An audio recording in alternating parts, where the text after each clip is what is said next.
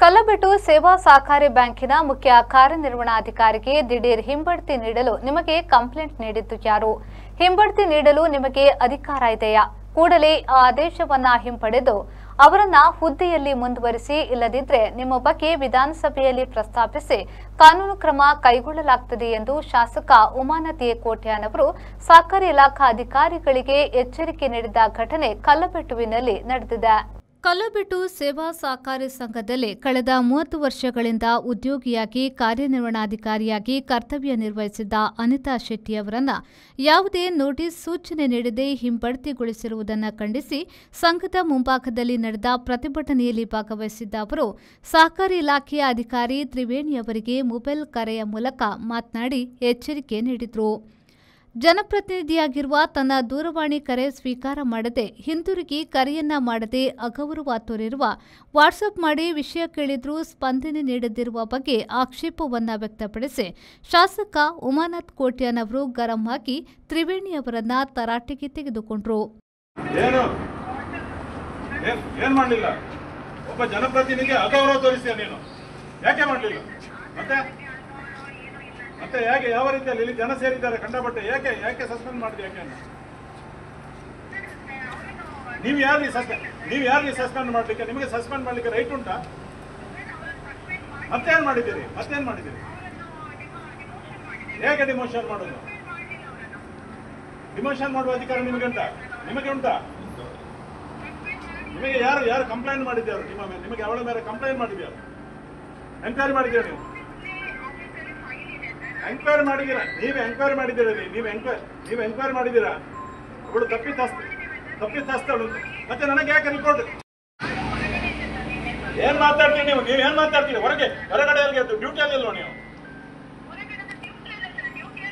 ಮತ್ತೆ ನನಗೆ ಕಳಿಸ್ತೇನೆ ಅಂತ ಹೇಳಿ ರಾತ್ರಿ ಒಳಗೆ ಕಳಿಸಿಲ್ಲ, ಫೋನ್ ತೆಗಿತಿಲ್ಲ, ಇವತ್ತು ಫೋನ್ ತೆಗಿತಿಲ್ಲ.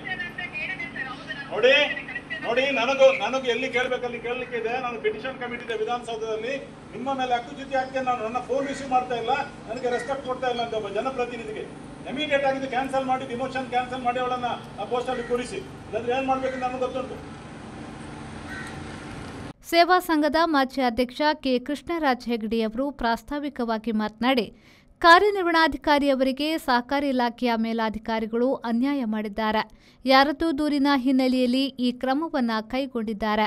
ಇದು ಕಾನೂನು ಬಾಹಿರವಾಗಿದ್ದು ಆಡಳಿತಾಧಿಕಾರಿಯವರಿಗೆ ಹಿಂಬಡ್ತಿ ಆದೇಶ ಮಾಡಲು ಯಾವುದೇ ಅಧಿಕಾರ ಇಲ್ಲ ಎಂದು ಹೇಳಿದರು.